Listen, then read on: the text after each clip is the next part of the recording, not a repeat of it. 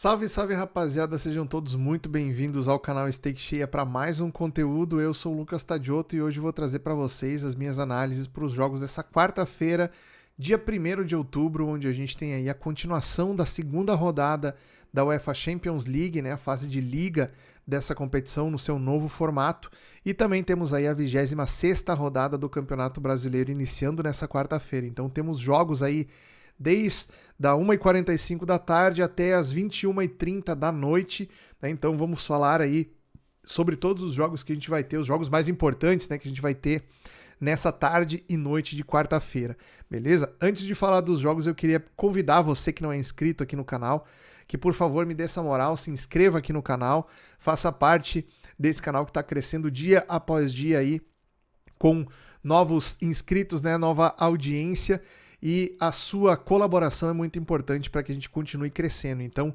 inscreva-se aqui no canal, deixa o like aqui no vídeo para fazer com que esse conteúdo chegue no número cada vez maior de pessoas e faça com que o meu trabalho seja conhecido por mais gente, beleza? Então, eu te trago conteúdo aqui para te ajudar a selecionar as melhores possibilidades e as melhores oportunidades nos jogos, e você me ajuda aí difundindo o meu conteúdo aí, compartilhando esse vídeo com o maior número possível de pessoas. Maravilha?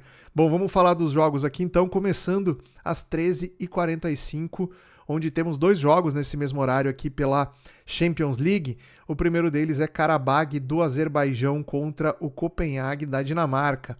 As duas equipes vieram da fase de pré-Champions League, ou seja, elas disputaram aquele mata-mata da competição que existe antes de começar essa fase de liga. Então, a gente já tem aqui duas equipes que têm um histórico interessante de triunfos nessa competição até o momento, né? Passando dessa fase de mata-mata. E a gente teve na estreia aqui dessas duas equipes o Karabag vencendo o Benfica fora de casa por 3-2, né? Uma vitória improvável, até dá para se dizer, né? O Benfica era bastante favorito nesse confronto. E a gente teve o Copenhague empatando contra o Bayer Leverkusen lá na Dinamarca, né? Então, agora o Copenhague vai fazer seu primeiro jogo fora de casa. A gente tem aqui 36 equipes nessa fase de liga, que não jogam todas contra todas, né? Seria muito jogo, né? Então são 8 rodadas na fase de liga, que vai prever aqui a classificação. Então é muito importante começar muito bem nas primeiras rodadas, né? Então o Karabag tem a possibilidade aqui, vencendo o Copenhague dentro da sua casa, o Karabag tem a condição aqui de poder somar 6 pontos e colar ali na turma que lidera a competição até aqui com 2 vitórias em 2 jogos. Estamos falando do Bayern, do Real Madrid, da Inter de Milão, né? São os 3 times que até o momento têm 2 vitórias em 2 jogos disputados, né? Então o Karabag pode fazer parte desse grupo caso consiga vencer o Copenhague nessa partida.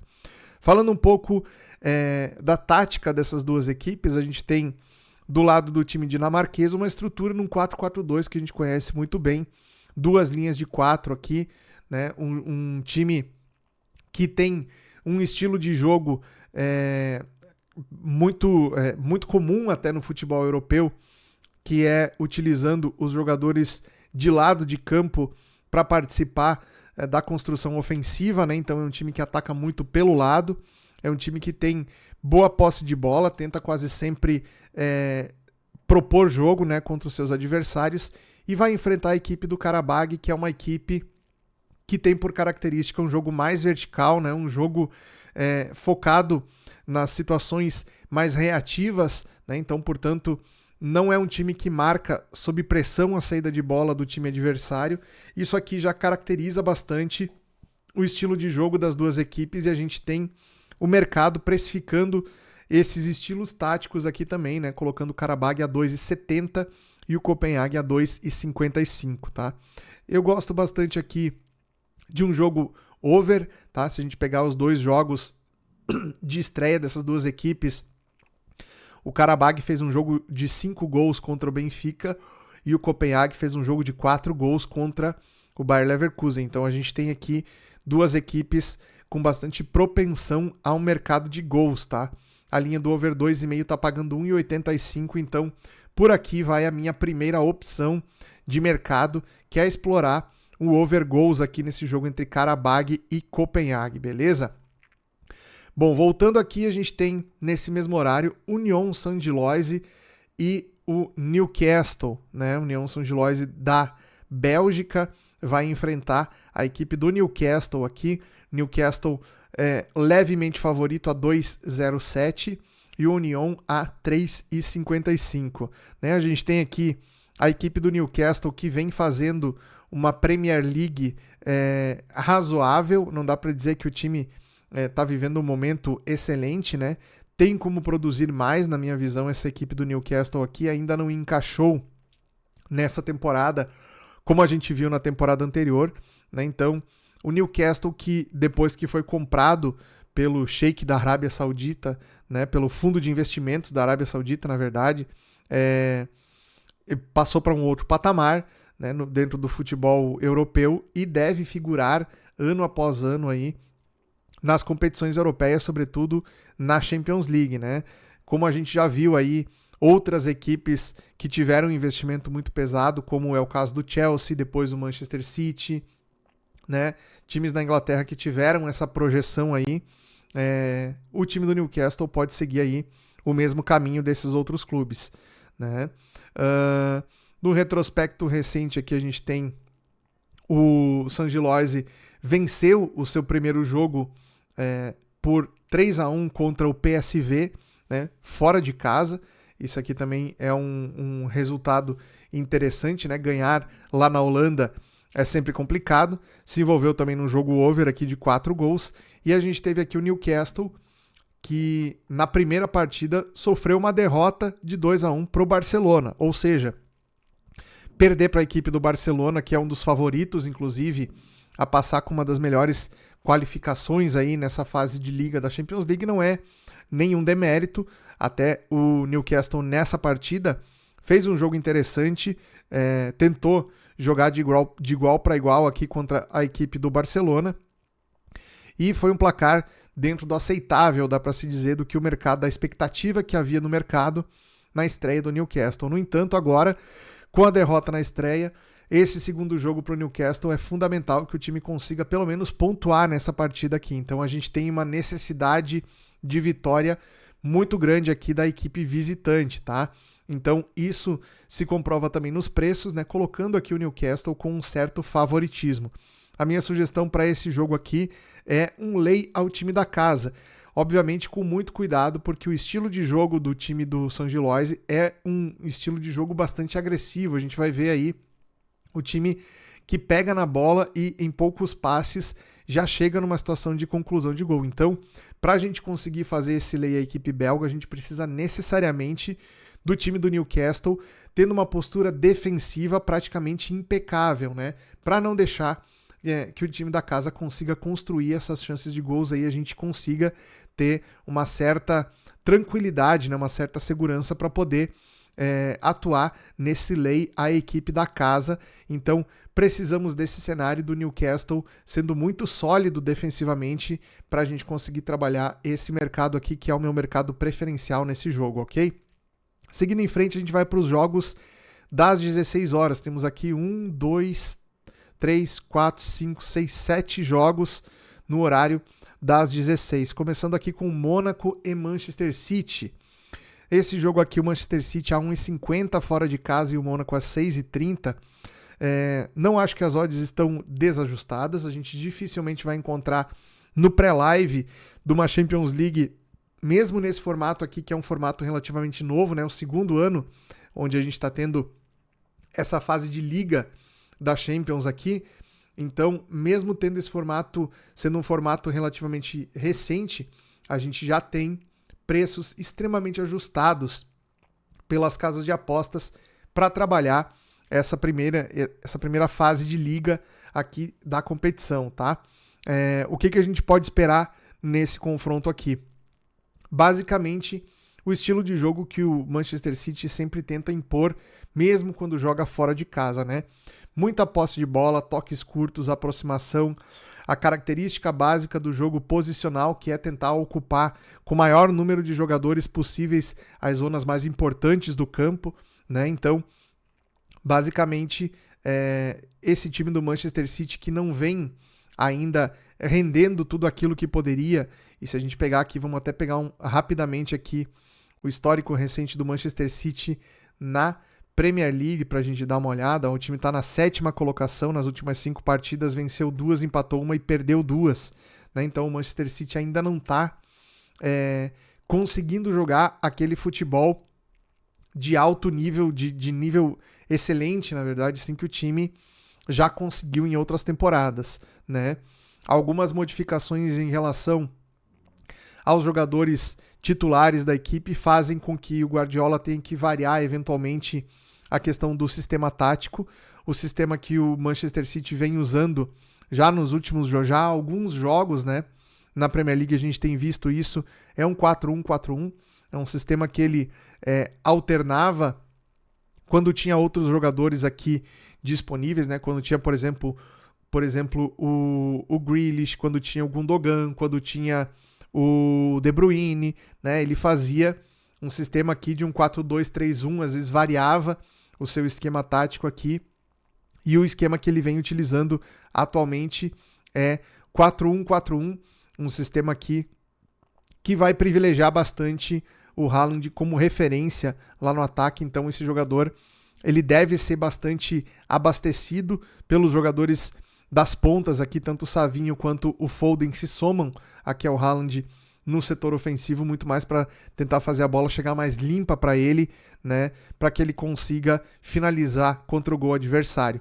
O time do Mônaco é um time também baseado na projeção dos seus jogadores de lado de campo, então os dois laterais brasileiros aqui, o Caio Henrique de um lado e o Wanderson do outro, são jogadores que participam intensamente do momento ofensivo da equipe, né? O Caio Henrique ele é um jogador que segura um pouco mais às vezes, mas também apoia bastante. O Wanderson, pelo lado direito, tem muito mais essa característica, então o time do Mônaco consegue atacar às vezes com 6 ou 7 jogadores, consegue povoar bastante o setor ofensivo aqui e fica bastante difícil dos adversários segurarem. Então a gente pode ter um confronto aqui onde o time do Mônaco, mesmo não sendo favorito, possa marcar gols contra o Manchester City, tá?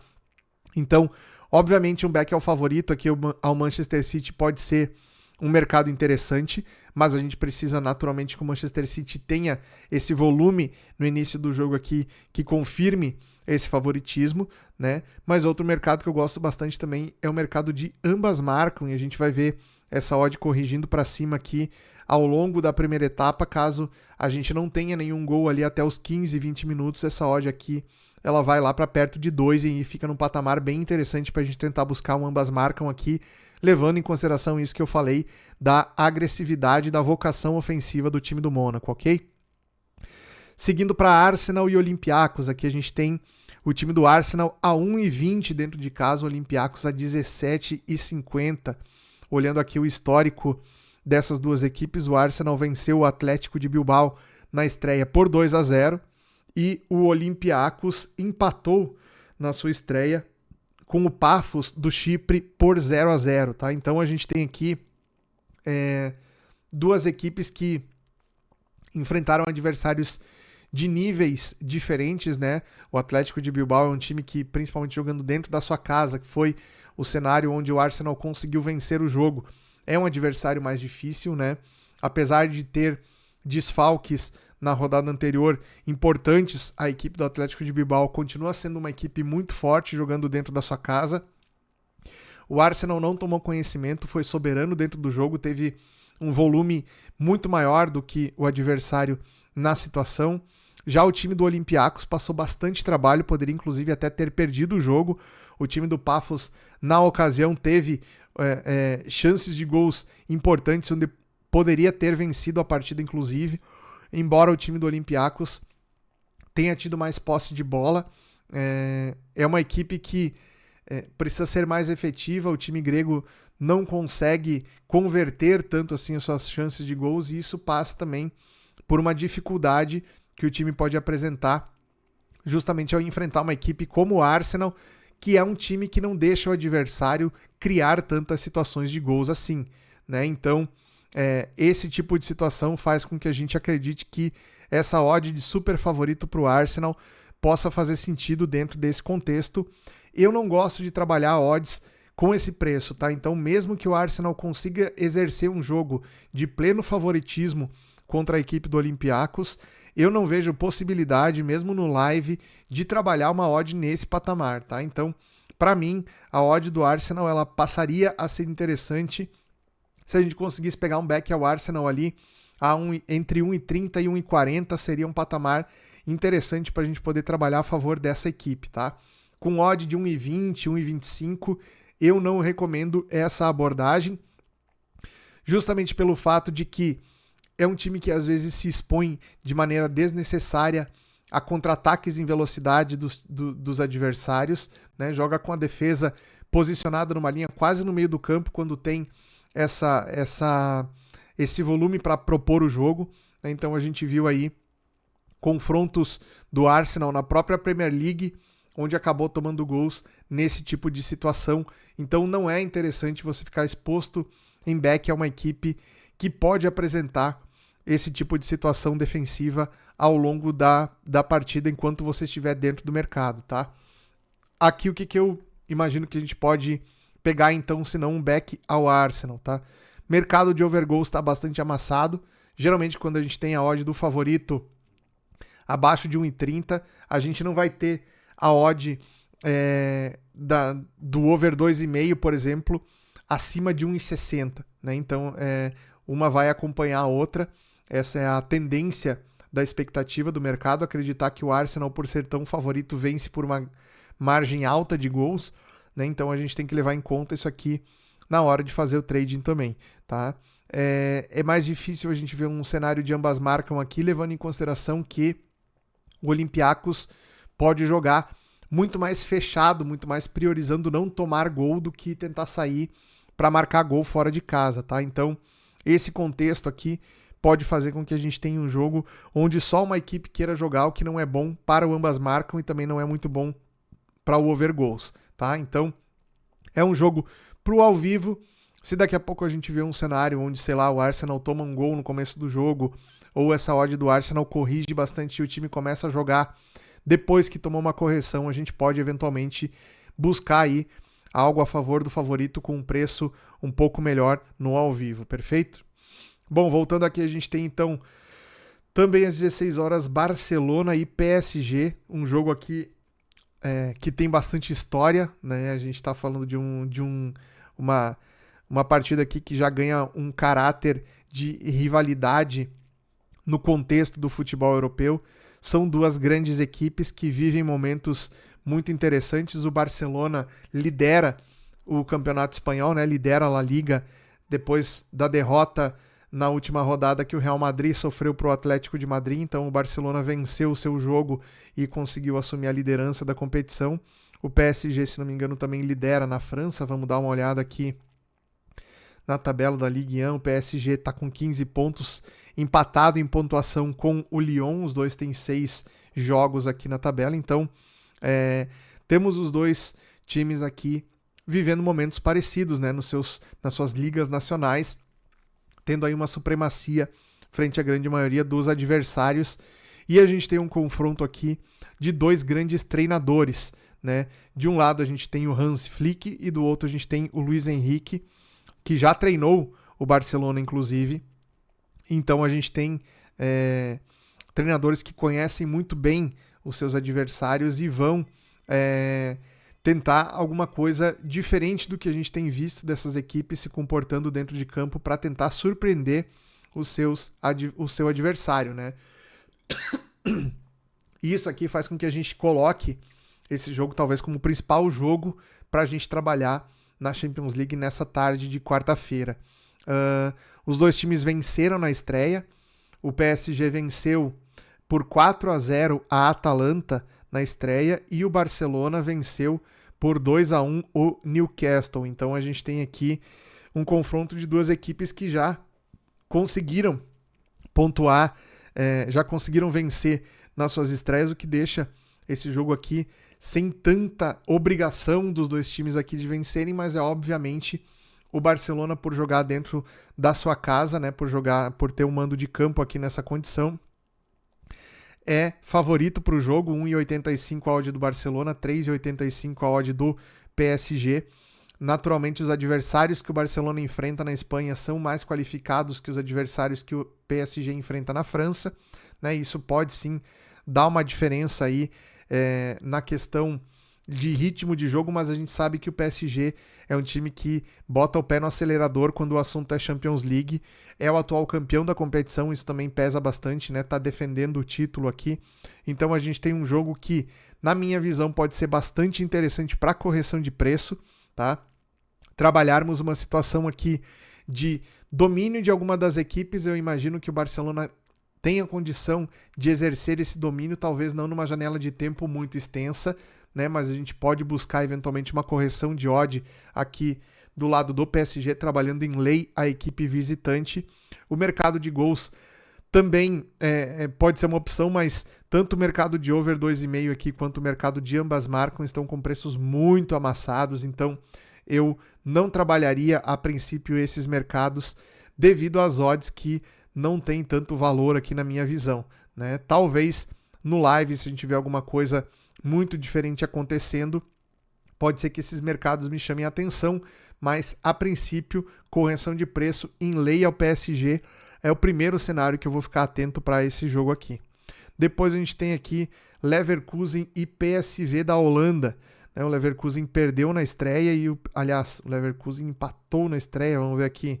O Leverkusen empatou na estreia contra o Copenhague, que a gente já falou aqui, empatou em 2-2. E o PSV perdeu o seu jogo, né? O PSV perdeu para o San Giloise, que a gente já falou aqui também. Então, temos aqui o PSV mesmo fora de casa, mesmo como visitante, já numa situação onde precisa pelo menos tentar somar algum pontinho, né? O time do Leverkusen a gente já falou aqui em outras análises, falando do time, do comportamento desse time jogando lá na Bundesliga na Alemanha, né? É uma equipe que sofreu meio que um desmanche aí na última janela de transferências, perdendo pelo menos uns 6 jogadores titulares aí. Perdão. Perdendo pelo menos uns 6 jogadores titulares que fizeram parte daquela equipe que conquistou o título há 2 temporadas atrás. Então o Leverkusen vem em meio a uma reformulação, trocou também o treinador, né? O Xabi Alonso, que tinha feito um grande trabalho aí no Leverkusen, que se transferiu para o Real Madrid, e agora o time do Leverkusen está vivendo aí, digamos assim, uma adaptação, né? Sob o comando do Kasper Ruijman, né? Então é uma nova era no time do Leverkusen e, ao que parece, mesmo com bons jogadores, com jogadores aqui com bom potencial, o time do Leverkusen ainda não deu aquele encaixe necessário para que a gente veja esse time jogando tudo aquilo que pode, né? Tem jogadores aqui de bom nível e agora, jogando dentro da sua casa, tem aí uma grande chance de conseguir vencer o time holandês aqui e somar pontos aí que vão colocar numa situação um pouco mais confortável nesse início de fase de liga aqui da Champions, né? Do outro lado, o time do PSV, como eu falei, perdeu a primeira partida e precisa necessariamente pelo menos somar um ponto aqui, que seja empatar esse jogo contra o Leverkusen. Então vem na obrigação aqui. A gente tem 2 times que têm um volume de jogo bem expressivo quando tem a posse da bola, né? São times que trabalham bastante a posse da bola, que gostam de ficar com a bola no pé, então essa característica faz com que a gente tenha bastante dificuldade para enxergar quando um time está dominando o jogo, a menos que seja um domínio assim muito ostensivo, que a gente não tem visto essas duas equipes praticando nas suas ligas locais, né?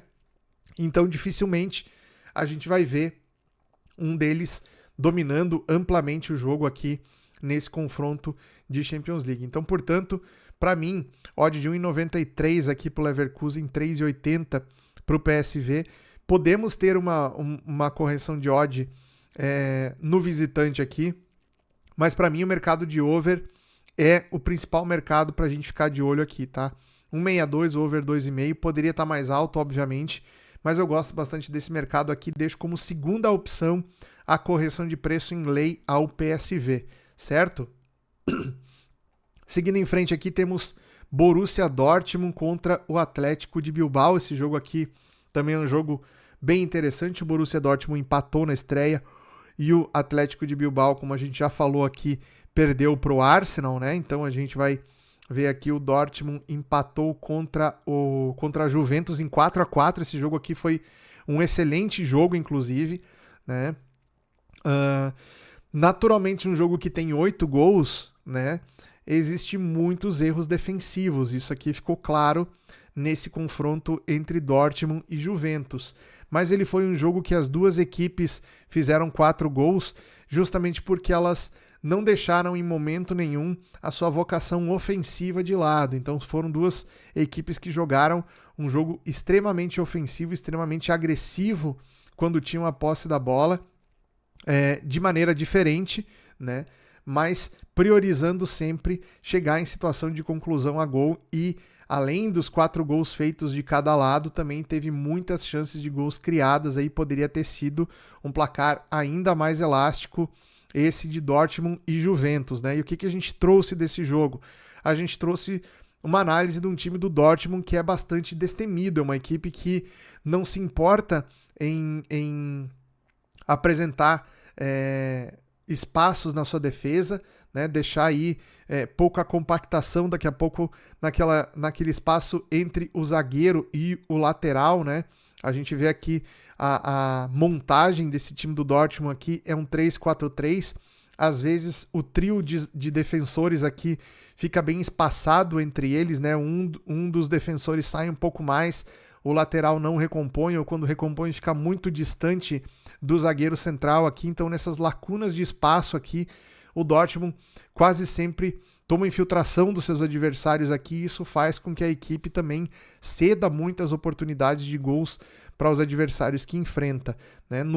Por outro lado, ofensivamente, é um time que também produz muito, é um time muito rápido, principalmente aqui pelo lado direito, com o Ian Couto, que funciona como um ala e alterna aqui com o ADM para poder liberar esse jogador para entrar em velocidade aqui, participar bastante das jogadas ofensivas. Então a gente tem um conjunto ofensivo aqui no time do Dortmund que funciona muito bem e que cria muitas oportunidades de gols contra a maioria dos adversários, né?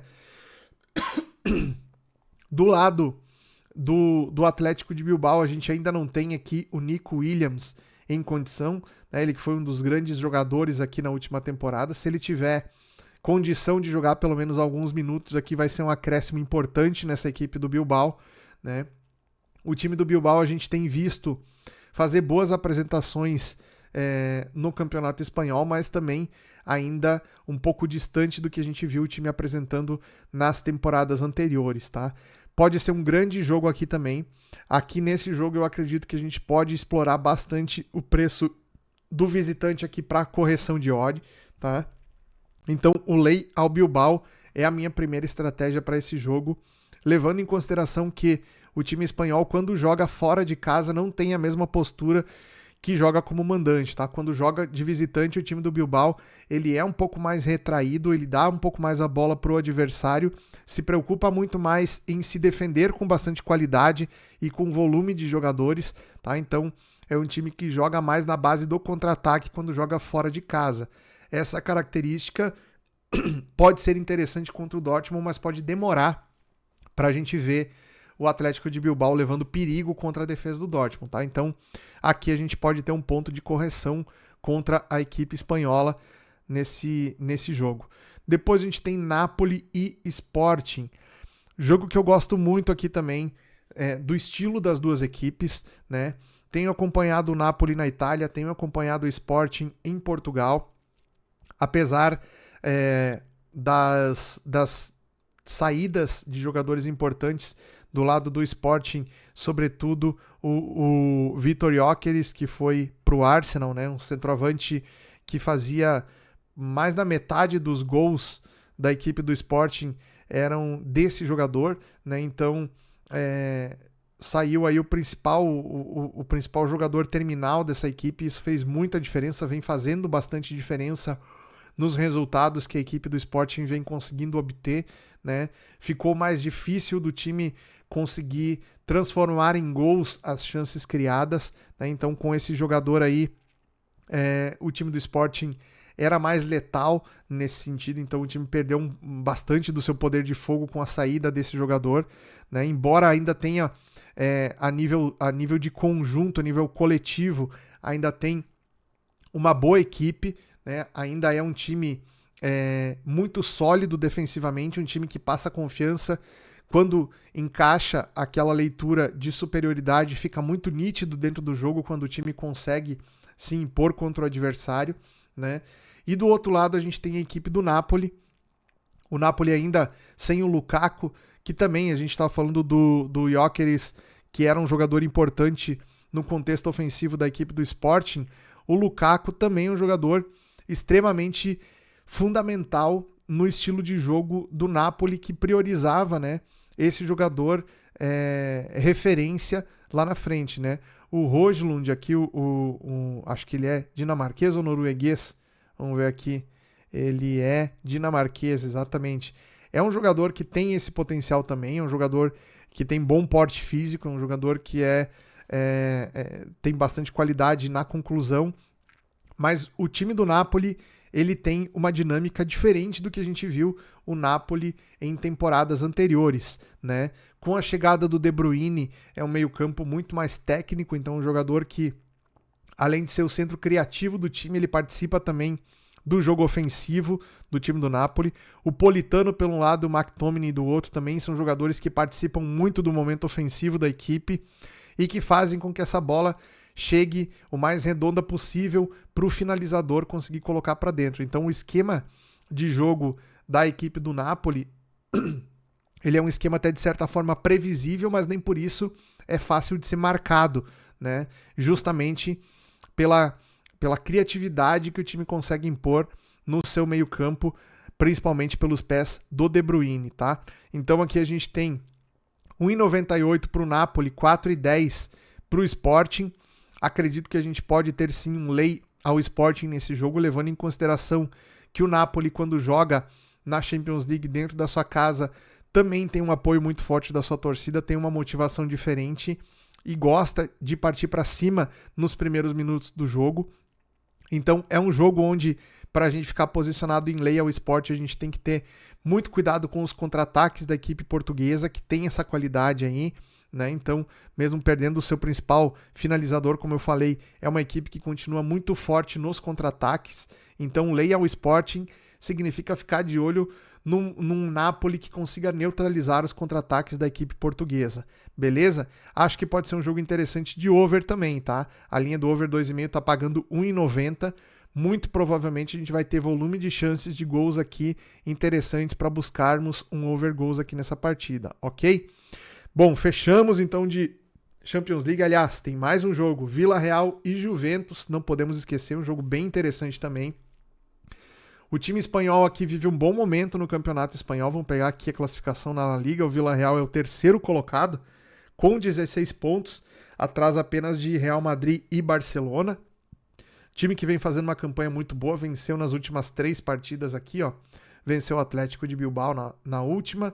Na penúltima venceu o Sevilha fora de casa e na antepenúltima venceu o Osasuna por 2-1. Então o Vila Real vem numa sequência interessante, vai pegar o time da Juventus. Como eu falei para vocês, a Juventus empatou em 4-4 contra o Borussia Dortmund na estreia dessa fase de liga aqui. É um time que a gente tem visto uma postura bem diferente daquela Juventus que a gente viu algumas temporadas atrás, por exemplo, com o Maurício Sarri de treinador, que fazia uma retranca, fazia uma linha de 5 defensores ali. O time da Juventus não joga mais assim. É um time que joga para frente, é um time que inclusive deixa espaços para os adversários poderem jogar nas costas, principalmente dos seus alas, que jogam mais projetados, né? Então a gente vê muito, principalmente contra ataques mais poderosos, a defesa da Juventus ficar no mano a mano contra os atacantes adversários. Então é um time que cria situações interessantes de gol a seu favor, mas também permite ao adversário criar situações de gols contra a sua própria defesa, né? Então, aqui a gente pode ter uma situação interessante para poder trabalhar essa equipe aqui da Juventus contra o Vila Real. O Vila Real é uma equipe que tem um ataque interessante também, é um ataque que finaliza bastante. O time do Vila Real é um time que toca bastante a bola, tem aproximação, é um time que não é aquela equipe que se apavora com a bola no pé, então consegue ter calma para ir construindo as jogadas de maneira organizada. Dificilmente a gente vai ver o time do Vila Real jogando numa transição de muita velocidade. É um time que trabalha mais a posse da bola para poder chegar a criar situações de gols. Então a gente pode ter um jogo aqui muito interessante, sim, para correção de preço de qualquer uma das equipes aqui. Pelo patamar das odds que a gente tem, 2,27 do Vila Real e 3,30 da Juventus, a gente pode ter momentos para trabalhar lei ao time da casa e momentos para trabalhar lei ao time visitante, tá? Eu não recomendo você trabalhar back a nenhuma dessas equipes aqui, porque a superioridade desses times aqui ela vai ser muito relativa à possibilidade do adversário pressionar na marcação, e são duas equipes que pressionam muito bem, sobretudo na saída de bola dos adversários, tá? Então tomem bastante cuidado. Posições de match odds aqui, elas não tendem a ter uma janela de tempo muito extensa aqui dentro desse jogo, ok? Bom, voltando aqui então, vamos falar de campeonato brasileiro. Agora também temos jogos do Brasileirão. Lembrando sempre, todas essas operações que eu realizo, tanto na Champions League, quanto no Brasileirão, quanto em qualquer outro campeonato que eu trabalho ao vivo, eu faço na Betfair. A Betfair é parceira aqui do canal, e se você não tem conta ainda nessa plataforma, eu recomendo demais que você crie a sua conta. Por quê? Porque a Betfair é a maior bolsa esportiva do mundo. É ali onde você vai encontrar a maior liquidez disponível, você vai encontrar as melhores odds do mercado e não vai correr o risco de ser limitado, porque você vai apostar contra outros apostadores, tá? Então, se você utilizar a exchange da Betfair, você vai ter acesso a tudo isso e vai aprender a realizar o trading esportivo de verdade, tá? Então, cria sua conta na Betfair escaneando o QR Code aqui na tela ou clicando no link na descrição do vídeo. Bora lá então rapidão aqui falar de Campeonato Brasileiro. 19 horas, Mirassol e Bragantino. Bragantino que já incomodou no Campeonato Brasileiro aí, já esteve ali próximo do G4 da competição lá no primeiro turno, agora deu uma caída importante aqui de rendimento, né? Que a gente já até conversou sobre isso em algumas análises de futebol brasileiro por aqui. A equipe do Bragantino nas últimas 4 partidas não venceu. Perdeu 2 e empatou 2, né? Sendo que o último empate foi contra o Santos em 2-2, né? Antes disso tinha perdido para o Cruzeiro de 2-1, depois tinha empatado contra o Sport Recife, ou seja, empatou com o Santos, empatou com o Sport Recife, 2 times que estavam na zona de rebaixamento, né? E perdeu também para o Botafogo por 4-1, né? Então a última vitória da equipe do Bragantino foi uma vitória de 4-2 sobre o Fluminense. Então a gente tem aqui um time que não digo que está decaindo, mas está retornando à sua média, né? A gente imaginava o Bragantino ali no meio da tabela, e é onde mais ou menos esse clube deve ficar aí ao longo do segundo turno do campeonato. Vai enfrentar a equipe do Mirassol, esse sim uma surpresa, né? O Mirassol fez um excelente primeiro turno de campeonato brasileiro e está conseguindo manter no segundo turno aqui o seu bom aproveitamento, ocupa a 4ª posição no campeonato, apesar de ter perdido na última rodada para o Atlético Mineiro em um jogo. Vamos pegar esse jogo aqui só para mostrar para vocês.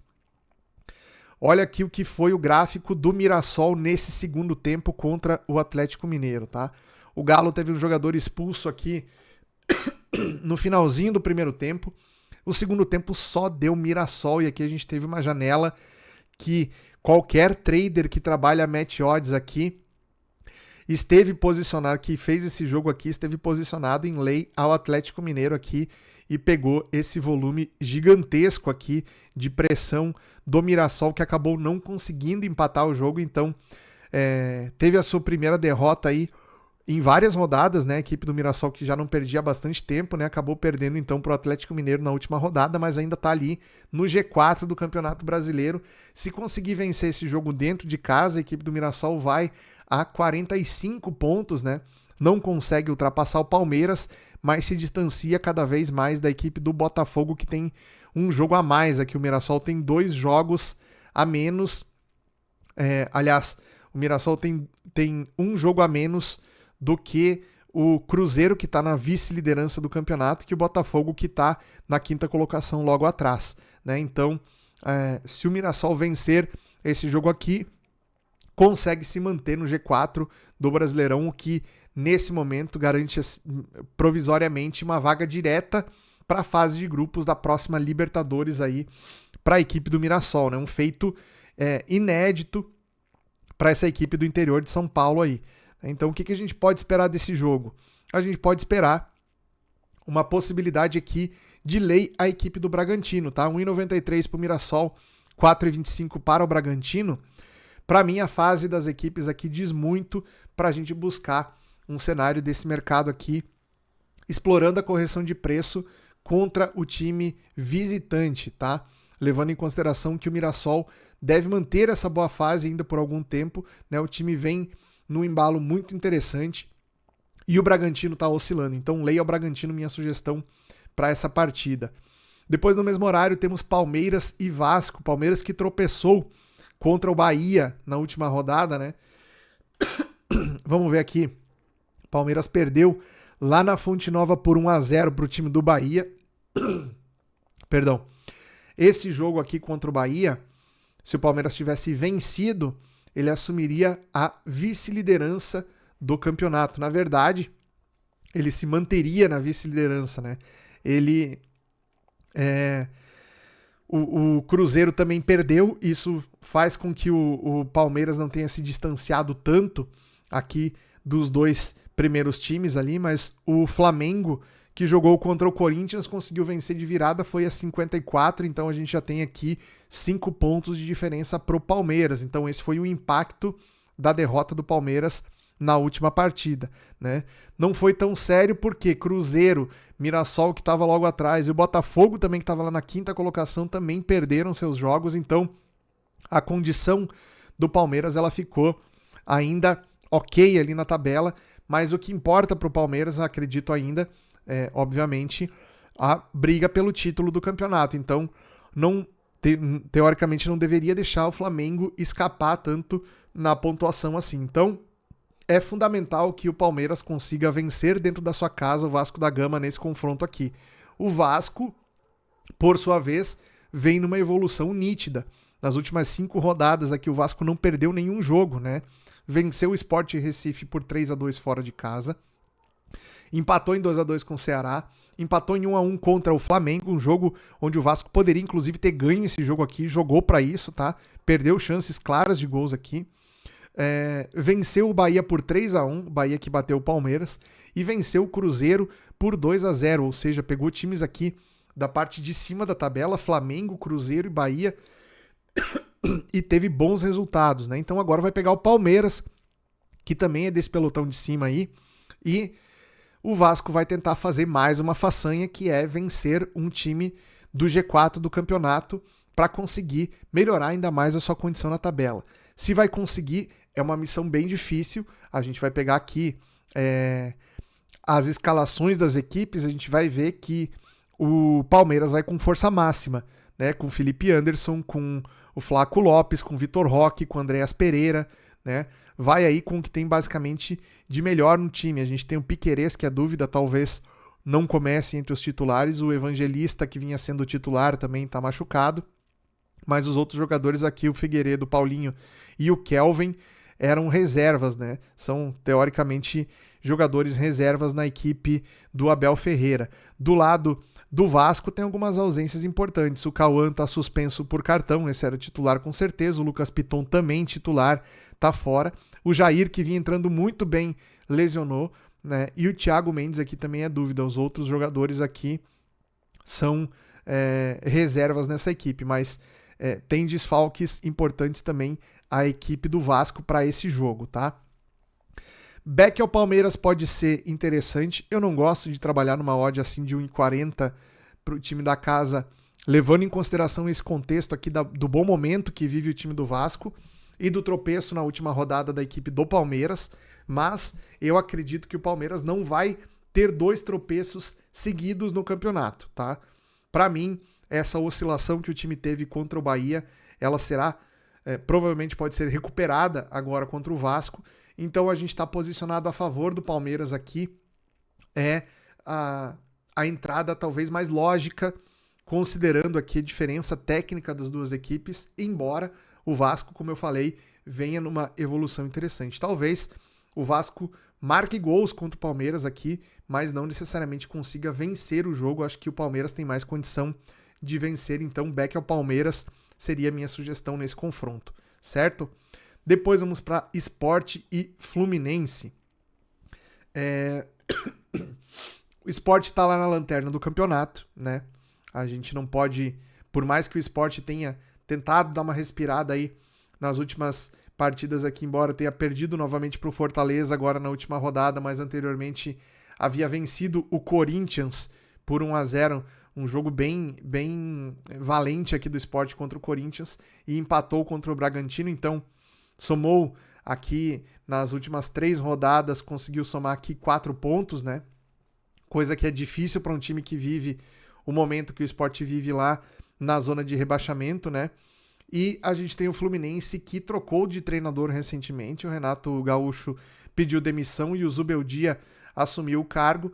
Na última rodada venceu o Botafogo por 2-0, fazendo um bom jogo também a equipe do Fluminense, né? E anteriormente tinha vencido o Vitória da Bahia por 1-0. Então a gente tem aqui o Fluminense tentando retomar aí o seu bom futebol. Pela fragilidade do time do Sport, a gente pode imaginar que o Fluminense faça um jogo bastante superior aqui, mas a grande esperança do time pernambucano nesse confronto aqui é o seu fator casa, né? É fazer jogos dentro de casa onde consiga pontuar para poder tentar ainda sonhar com a possibilidade de não ser rebaixado nessa edição do Campeonato Brasileiro, tá? Então o Sport vai jogar a vida mais uma vez aqui, vai se jogar com tudo para cima do Fluminense. Acho que aqui tem uma boa janela para a gente trabalhar mercado de over goals, porque o Fluminense vai ter bastante jogo de contra-ataque para poder aproveitar. A linha do over 2,5 está em 2,45, então o mercado precifica esse jogo como under, tá? Eu acho que o Sport, pela necessidade de ter que sair muito para o jogo, vai ficar mais vulnerável defensivamente. E o time do Fluminense, que é um time que eventualmente toma gols também, mas tem um ataque bastante efetivo, com o Cano, com os outros jogadores aqui que vão estar disponíveis, com o Canóbio, né, com o Cano, com o Kevin Serna, são os jogadores principais aqui da equipe do Fluminense, que são responsáveis aí pelas chances de gols criadas pela equipe. Então a gente deve ter um jogo interessante para over aqui entre Sport e Fluminense. Internacional e Corinthians fazem aqui um dos jogos, aqui, uma das grandes rivalidades do futebol brasileiro, fora dos derbys, né? A gente tem aí algumas rivalidades que são entre regiões brasileiras, e esse Internacional e Corinthians aqui é uma delas, né? A gente tem um histórico de grandes disputas entre essas duas equipes, e o Internacional que vive um momento aí também de reformulação, né? Com a chegada do Ramon Dias aí como treinador no lugar do Roger Machado, que foi demitido depois do Inter ter perdido o Grenal, né? O Ramon Dias assumiu já aí com um empate contra a equipe do Juventude na última rodada. Um jogo que, para quem olha de fora, parece que Grêmio e Inter, quando enfrentam o Juventude, vão ter muita facilidade para vencer esse time, mas quando o jogo é lá na Serra Gaúcha, é bastante difícil, né? Um time que impõe sempre muita dificuldade, porque eles jogam final de Copa do Mundo quando enfrentam Grêmio e Internacional, são sempre os adversários que eles encaram com mais motivação para jogar contra, né? Então o Internacional teve esse problema quando jogou agora contra o Juventude lá, né? Fez um primeiro tempo superior, mas na segunda etapa a gente viu fisicamente o Internacional ter bastante dificuldade, né? O aspecto de preparo físico do time foi nítido, assim, que o time sentiu muito, e isso pode voltar a acontecer nesse jogo aqui contra o Corinthians, que fisicamente tem mais estofo, digamos assim, para poder encarar jogos de maior intensidade, né? Então a gente vai ter aqui o time do Corinthians com algumas alterações importantes, né? Não joga o Memphis, não joga o Yuri Alberto, não joga o Rodrigo Garro. A gente tem esses jogadores aqui, o Garro e o Depay, estão fora por lesão, e o Yuri Alberto está suspenso porque tirou a camisa comemorando o gol contra o Flamengo na derrota do Corinthians na rodada passada. Inclusive, esse jogo do Corinthians contra o Flamengo é um ponto interessante da gente comentar, porque o Corinthians não jogou mal, o Corinthians jogou muito bem, sobretudo no primeiro tempo. Na segunda etapa continuou jogando bem, tinha a vitória no placar, mas aí em erros pontuais da equipe. O Flamengo, que é uma equipe muito bem organizada e muito atenta aos erros do adversário, percebeu os erros do Corinthians, aproveitou, fez 2 gols, virou o jogo, e a gente teve aqui um jogo onde um dos melhores jogos do Corinthians nessa edição do Campeonato Brasileiro, e o time acabou perdendo o jogo devido a essas situações pontuais aí, mas o time foi muito bem, embora não tivesse aqui o Garro, não tivesse o Depay também, que estavam fora por lesão também desse jogo contra o Flamengo, e seguem fora aqui contra o Internacional. Então, é uma chance que o Internacional pode ter. Essa escalação do Inter aqui não vai ser essa, tá? A gente tem informação já que o Ramon Dias vai priorizar um sistema mais defensivo, então o Bernabé, que é um lateral esquerdo muito apoiador, deve ser reserva nesse jogo aqui. O treinador novo do Inter deve utilizar um jogador aqui para fazer mais trabalho defensivo, e talvez mude algum jogador aqui nesse sistema de meio campo também, para deixar o Inter mais marcador do que a gente viu nos jogos com o Roger Machado no comando, tá? Onde o time era muito exposto e tomava muito gol, né? Então essa deve ser uma das principais mudanças que a gente deve ver no jogo do Inter contra o Corinthians aqui. 2,12 para o Inter, 4,10 para o Corinthians. Naturalmente aqui o fator local do Inter pesando muito, mas o momento do time do Inter não é nada bom. O time está na 15ª colocação, o Corinthians em 13º, 1 ponto apenas de diferença entre os dois. Então é um jogo de 6 pontos, né? Quem perder esse jogo aqui pode se complicar com eventuais vitórias aqui do time do Santos, que está com 27, do time do Atlético Mineiro, que também está com 28. Esses dois times podem ir ali. Quem perder esse confronto aqui pode ir ali para perto do Z4 do campeonato, então fica numa situação complicada. Então a gente deve ver aqui, né, um jogo das duas equipes querendo muito o resultado. O time do Inter, pelo momento que vive no campeonato, pela troca de treinador, por toda essa situação aí, pode ser que a gente tenha um lei ao time da casa aqui, beleza? Mesmo com os desfalques do Corinthians, sem os seus 3 principais jogadores do meio para frente ali, né, que não vão estar disponíveis, mesmo assim, o Corinthians, a nível físico e a nível de preparo mental e de organização também, hoje está produzindo mais do que o Internacional. Nas partidas anteriores a gente vê isso. Então, leia ao Inter é a minha sugestão para esse jogo, né? Indo em frente aqui nos jogos do Brasileirão, vamos voltar aqui, a gente tem aqui Botafogo e Bahia. Bahia fez um bom jogo contra o Palmeiras, venceu dentro da sua casa por 1-0. No segundo tempo o Palmeiras pressionou muito e o Bahia conseguiu segurar a pressão do Palmeiras, né? É um time que mostrou aí uma recuperação importante, porque vinha também de um momento complicado a equipe do Bahia. Se a gente pegar aqui as últimas partidas, o Bahia só venceu contra o Palmeiras aqui, tinha perdido antes de 3-1 para o Vasco, tinha empatado em 1-1 com o Ceará, tinha perdido para o Cruzeiro de 2-1 e tinha perdido antes ainda de 5-1 para o Mirassol. Então o Bahia vinha num momento ruim no campeonato, e essa vitória contra a equipe do Palmeiras deu um novo fôlego aí para o Rogério Ceni na equipe do Bahia.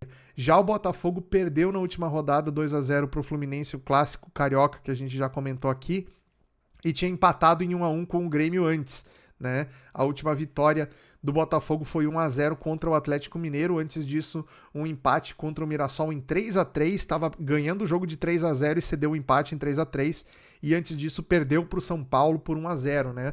São Paulo que vem naquela montanha russa também, né? Então o time do Botafogo é um time que, apesar daquela empolgação inicial, logo que o David Ancelotti assumiu a equipe, o Botafogo já deu aquela retraída de novo, né? Então precisa somar pontos aqui para se manter no pelotão de cima. Esse jogo aqui Quem vencer pode ingressar no G4 da competição, levando em consideração que o Mirassol, que tem 42 pontos, caso o Mirassol não vença o seu jogo aqui, tanto o Botafogo, que tem 40, quanto o Bahia, que também tem 40, quem vencer pode ultrapassar o Mirassol e entrar no G4 do Campeonato Brasileiro. Então, é um jogo que vale uma briga boa. A gente tem odd de 1,91 para o Botafogo, 4,60 para o Bahia. Aqui a gente tem que falar sempre da situação do piso do Newton Santos, né, que é um gramado artificial muito veloz. Talvez, dentre os gramados artificiais, é o mais rápido ainda que a gente tem no futebol brasileiro. Mais rápido que o do Atlético Mineiro e também que o do Palmeiras, né? Então a gente deve ter aqui esse componente pesando bastante para que o time do Botafogo leve mais vantagem. Isso aqui se traduz também no preço desse jogo aqui. Portanto, lei ao Bahia, levando em consideração, além desse fator, obviamente, também o momento das duas equipes. Embora o Bahia tenha ganho do Palmeiras na última rodada dentro do seu estádio, agora enfrentando o Botafogo deve ter mais dificuldades aqui a equipe do Bahia para conseguir colocar seu jogo, né? E a gente tem aqui também o fato de que o time do Bahia tem alguns desfalques importantes ainda aqui que estão lesionados, né? O time do Botafogo também tem vários desfalques, mas na minha visão o elenco do Botafogo é um pouco melhor a nível de alternativas, né? Então, jogadores importantes aqui como Arthur Cabral, como Arthur, como Savarino vão ser titulares no time do Botafogo, o que garantem que o time tenha assim um bom rendimento aí, com nomes de bom nível no seu setor ofensivo principalmente, tá? Então, lei ao Bahia, minha sugestão nesse jogo aqui. Para fechar, Santos e Grêmio, 21h30. O time do Santos tá numa situação complicada no campeonato, tá lá na 16ª colocação. Empatou contra o Bragantino 2-2 na última rodada, antes tinha vencido o São Paulo por 1-0. Empatou contra o Atlético Mineiro, empatou aqui também contra o Fluminense. Jogos aqui dentro da sua casa, né? Esses empates aqui como mandante foram situações onde o Santos poderia ter vencido alguns jogos aqui, acabou empatando, né? Então esse tipo de situação aqui faz também com que o time da Vila Belmiro precise somar 3 pontos aqui para se distanciar da zona do rebaixamento aqui. Não tem como entrar no Z4, porque o Juventude tem 22 pontos, o Vitória também tem 22. Eles não podem alcançar o Santos, que tem 27. Mas é claro, se perder esse jogo aqui para o Grêmio, o Santos começa a ficar numa situação muito complicada, né? Então, o melhor possível para o Santos seria somar pontos aqui, vencer o jogo do Grêmio para poder se distanciar dessa situação. Essa preocupação, por exemplo, o Grêmio já não tem mais. O Grêmio que está na 10ª colocação aqui, nas últimas 3 partidas, somou 7 pontos, né? Então fez uma boa caminhada aí depois daquela parada que teve de data FIFA ali. No retorno, o Grêmio conseguiu vencer o Internacional no Clássico aqui por 3-2 de virada, empatou com o Botafogo, um resultado que poderia inclusive ter sido vitória do Grêmio, mas como foi um empate no final do jogo lá, dá para dizer que foi um resultado interessante, né? Mesmo sendo dentro de casa um empate contra o Botafogo, e na sequência venceu o Vitória por 3-1, também jogando dentro de casa. Fazia o tempo que não vencia como mandante. A equipe do Grêmio conseguiu esse feito na última rodada. Então o Grêmio vem no momento também de evolução, embora tenha bastante desfalque aqui pela questão de lesões, tá? Olha só, o Santos não tem o Neymar, não tem o Vitor Hugo e não tem o Gabriel Bontempo, são os principais desfalques aqui da equipe do Santos por lesão, tá? Agora olha o tanto de desfalque que tem a equipe do Grêmio, tem um time inteiro no departamento médico, né? Riquelme aqui tá fora por lesão, Bright White não joga mais nessa temporada, Carlos Vinícius também vai ficar pelo menos vai ficar pelo menos um mês fora. Cuejar vai ficar também um período fora. João Pedro não joga mais essa temporada. Volpe não vai jogar nesse jogo, tá lesionado, mas não volta para esse jogo. O Vila Sante não joga mais nessa temporada. O Monsalve talvez só no final de novembro vai estar disponível. O Balbuena não joga mais nessa temporada. O William talvez não jogue mais nessa temporada. Fez 2 jogos muito bons pelo Grêmio. Machucou no último jogo e talvez não joga mais esse ano. O João Lucas não joga mais esse ano. O Rodrigo Eli não joga mais esse ano. E o Christian Oliveira pode voltar só daqui a 2 partidas. Então, o time do Grêmio tem 12 jogadores aqui no departamento médico, que faz com que seja muito complicado continuar mantendo aí, né, o mesmo nível de apresentação dos últimos jogos, justamente porque não tem jogadores aqui para colocar. Obviamente que o time vai sentir tecnicamente o decréscimo de qualidade aqui pelo fato de ter tantos jogadores ausentes aí, né? Caso o Mano Menezes precise mexer no time ao longo do jogo aqui, não vai ter tantos jogadores disponíveis aqui para poder fazer as alterações. Isso significa que o Santos leva vantagem, tá? Então 1,98 para o Santos, 4,10 para o Grêmio. A minha sugestão para você que vai operar nesse jogo aqui é lei ao time gaúcho. Beleza, rapaziada? Essas foram as minhas análises para os jogos dessa quarta-feira. Muitos jogos, o vídeo ficou longo. Vai pulando aí na timeline do vídeo aí para você encontrar os jogos que você pretende trabalhar e assim a gente vai construindo uma análise juntos. Valeu? Tamo junto, um grande abraço, até a próxima. Valeu!